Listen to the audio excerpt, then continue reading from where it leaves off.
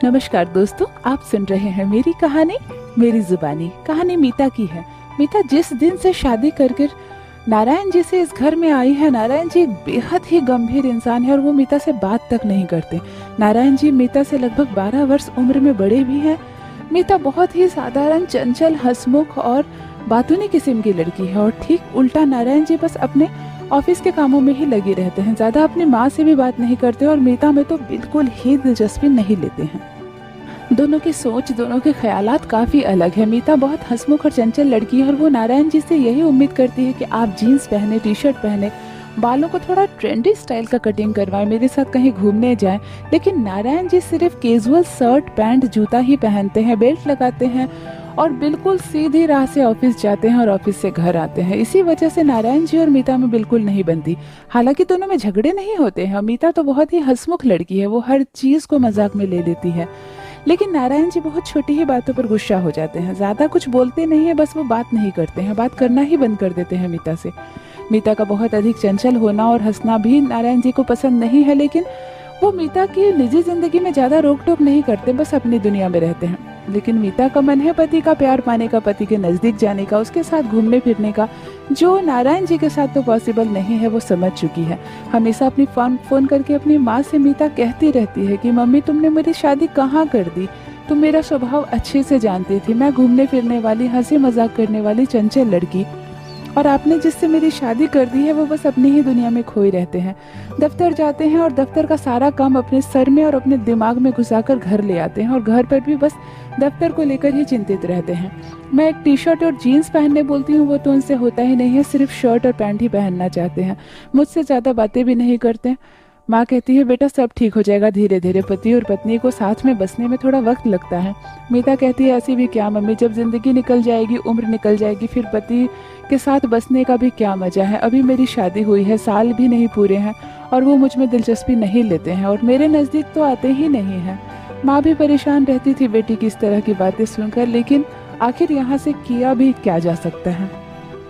एक बार मीता ने बड़े ही प्यार से बहुत मन बनाकर नारायण जी से कहा कि मैं संडे को मूवी देखना चाहती हूँ आपके साथ, मुझे लेकर जाएंगे। नारायण जी का मन तो बिल्कुल ही नहीं था, लेकिन फिर भी वो जानते थे कि मैं मीता की कभी भी कोई भी बात नहीं सुनता हूँ, कोई इच्छा पूरी नहीं करता हूँ। इसीलिए अगर उसे मूवी देखने का मन है तो मैं संडे को दिखा लेता हूँ। हालांकि मेरा तो बिल्कुल ही मन नहीं था, लेकिन फिर भी नारायण जी ने हाँ कह दिया। मीता बहुत उत्साहित होती है, अपने मायके भी फ़ोन करके बोल देती है कि माँ हम संडे को पिक्चर देखने जा रहे हैं, और सास को भी कह देती है। सास खुश होती है कि चलो बेटे को इतनी समझ तो आई कि बहू को लेकर थिएटर जा रहा है। बहू की खुशी का तो ठिकाना नहीं था और सास बहुत खुश हो रही थी देखकर। दोपहर 2 बजे का शो था और 11 बजे तक ही नाश्ता खाना सब बनाकर मीता ने रसोई में रख दिया था और बहुत ही सुंदर साड़ी पहनकर 1 बजते बजते तैयार हो गई।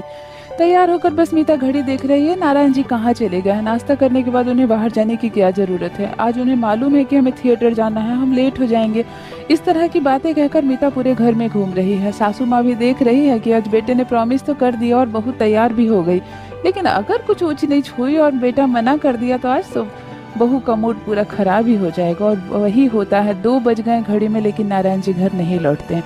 मीता का दोनों आँख पानी से भर जाता है, वो रोने लगती है और कुछ नहीं कहती है, गुस्से से अपने कमरे में चली जाती है और 2:30 बजे तक चुपचाप कमरे में बैठी रहती है। लेकिन जब दोपहर के 3 बजते हैं तब जाकर नारायण जी आते हैं। जैसे ही नॉक करते हैं दरवाज़ा, मीता समझ जाती है कि आ गए हैं। मीता सोच रही है कि नारायण जी आकर मुझसे माफ़ी मांगेंगे कि तुम्हें मैं प्रॉमिस करके नहीं ले जा सका, मुझे देर हो गई, लेकिन ऐसी कोई बात नहीं होती है। नारायण जी को ये याद तक नहीं है कि आज थिएटर जाना था 2 बजे से, या मीता तैयार हुई थी, क्योंकि मीता ने संडे को बिल्कुल ही याद नहीं दिलाया था और नारायण जी अपने काम में व्यस्त हैं।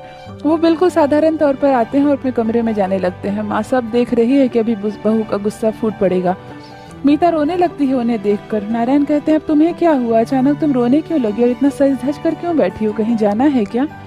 मीता समझ जाती है ये भूल गए हैं। वो कहती है नहीं कहीं नहीं जाना, मैं अकेले पिक्चर देखने जा रही थी, अब आप आ गए हैं तो सोचती हूँ कि आपको बाय बोल कर जाऊँ। तभी अचानक नारायण जी को याद आता है। वो कहते हैं अरे तुमने कहा था ना संडे को मूवी दिखाने की, अब क्या शाम की सो जाओगी, शाम में जाएंगे तो आने में रात हो जाएगा, रहने दो अगले संडे जाएंगे। मीता कहती है आपको याद तक नहीं था। वो कहे नहीं, मैं दफ्तर के काम में बिजी था और अभी एक दोस्त से मिलने गया था, उससे एक फ़ाइल लेनी थी, कल मुझे दफ्तर में बहुत ज़रूरी काम है। मीता समझ जाती है कि मैं और मेरी कोई भी इच्छाएं इनके लिए कोई मायने नहीं रखती। उस दिन से थोड़ी ना थोड़ी दूरी बन जाती है मीता और नारायण जी में। इस दूरी को महसूस करने लगे हैं नारायण जी। मीता जहाँ बात बात में आकर उन्हें छेड़कर मजाक किया करती थी, बिना किसी बात पे भी हंसा करती थी, मीता अब चुप रहने लगी है। 3-4 दिन यही सब चलता रहा और नारायण जी समझ गए कि मेरी गलती है। अगर मैंने प्रॉमिस की थी पत्नी को पिक्चर ले जाने की तो मुझे टाइम देखना चाहिए था, मुझे याद रखना चाहिए था, और मैं उसके बदले उससे सॉरी तक नहीं बोला, बिल्कुल जैसे कुछ हुआ ही नहीं। बेचारी का दिल टूट गया होगा। एक दिन छत पर नारायण जी अकेले बैठे थे कि उनकी माँ वहाँ आती है चाय लेकर। नारायण कहते हैं, अरे माँ तुम्हें आने की क्या जरूरत है, मीता से कह देती। वो कहती है, मुझे तुमसे कुछ बात करनी है बेटा। माँ बैठकर बेटे को अच्छी तरह समझाती है कि देखो बेटा, पति और पत्नी का रिश्ता सिर्फ लेन और देन का रिश्ता नहीं होता। मीता को इस घर में हम भरपेट खाना देते हैं, अच्छे कपड़े देते हैं, उसके साथ अच्छा व्यवहार करते हैं, लेकिन वो यहाँ तुम्हारी वजह से आई है, तुम्हारे रिश्ते की वजह से वो इस घर से जुड़ी हुई है। सबसे पहले पति का रिश्ता होता है ससुराल में, बाद में सास ससुर का। मैं और तुम्हारे बाबूजी कितने भी अच्छी तरह उसके साथ बात करें, व्यवहार करें, लेकिन उसकी सारी उम्मीदें तुमसे जुड़ी हुई है। तुम्हारे पास दफ्तर के काम के बाद बहुत सारा समय बचता है जो तुम चुपचाप अकेले छत पर बैठते हो, टीवी देखते हो, लेकिन तुम मीता को समय नहीं देते। आज दूरियां इतनी बढ़ गई है कि मीता तुम्हें दिलचस्पी नहीं दिखा रही है, चुप चुप खामोश रहती है, मोबाइल पे कुछ देखते रहती है और सो जाती है। तुम समझ रहे हो पति और पत्नी के बीच दूरियां बढ़ रही हैं। वो कहता है, मैं कर भी क्या सकता हूँ माँ, मेरा मन नहीं करता है। माँ कहती है, ठीक है तुम्हारा मन नहीं करता, लेकिन पत्नी की इच्छा को भी तुमको मायने देना होगा, वरना पत्नी का दिल अगर एक बार तुमसे टूट गया, तुमसे दिमाग हट गया उसका, तो फिर वो तुम्हारे करीब नहीं आ पाएगी, तुम्हारी शादीशुदा गृहस्थ जीवन खराब हो जाएगा। नारायण जी को ये बात समझ में आती है। वो करे तो करे क्या, मीता को पास बुलाए तो बुलाए कैसे। संडे का दिन था, अपना एक शर्ट निकाल कर नारायण जी पहन लेते हैं और ऊपर का एक बटन अपने ही दांतों से तोड़ देते हैं और मीता को आवाज देते हैं कि मीता, मेरे शर्ट में एक बटन टूटी हुई है, तुम टाँक दोगी। मीता तो नाराज है, लेकिन फिर भी आखिर पति के शर्ट की बटन टूटी है, टाकना तो पड़ेगा। मीता सुई और धागा लेकर और एक बटन लेकर जाती है। हाँ, पति के शर्ट का तो ऊपर का बटन टूटा हुआ है। मीता टाकने लगती है। इसी कारण मीता काफी नजदीक खड़ी है नारायण जी के, नजरें झुकाकर चुपचाप बटन टाक रही है। नारायण जी कहते हैं, तो आज पिक्चर देखने चले, 11 बज गए हैं, तैयार हो जाओ, 2 बजे जाते हैं। मीता कहती है, नहीं मुझे कहीं नहीं जानी है। फिर भी नारायण जी कहते हैं, मेरी खातिर चलो, मेरा बहुत मन कर रहा है मूवी देखने का, चलो ना। तो मीता समझ जाती है कि मुझे मनाने की कोशिश हो रही है और मेरा मान जाना ही बेहतर होगा। वो मुस्कुराने लगती है और कहती है, मैं तुरंत तैयार हो जाती हूँ। मीता तैयार होती है, 2 बजे का शो है, 1 बजे ही दोनों निकल जाते हैं। मूवी देखती है, उसके बाद लंच करते हैं, उसके बाद बहुत कुछ घूम फिर के खा पी के रात को आते हैं मीता और नारायण जी। मीता के चेहरे की खुशी वापस आ गई है और नारायण इस बात को अच्छी तरह समझ गए हैं कि हमें अपने प्रोफेशनल लाइफ, पर्सनल लाइफ, माँ का रिश्ता, पत्नी का रिश्ता, सब को वैल्यू देना पड़ेगा, तभी जाकर सभी कोई अच्छे से संचालित हो सकेगा। सिर्फ दफ्तर के काम करने से पत्नी तो नाराज हो जाएगी। उस दिन से नारायण जी मीता को काफी वक्त देने लगे और सच में दोनों का रिश्ता देखते ही देखते बहुत अच्छी तरह सुधर भी गया। तो ये थी दोस्तों पति के टूटे बटन और पत्नी के प्यार की एक छोटी सी कहानी। आशा करती हूँ दोस्तों कहानी आपको अच्छी लगी होगी। मेरी कहानियाँ पसंद आए तो चैनल को सब्सक्राइब जरूर कीजिए। बने रहिए मेरे साथ। आप सुन रहे हैं मेरी कहानी, मेरी जुबानी। धन्यवाद।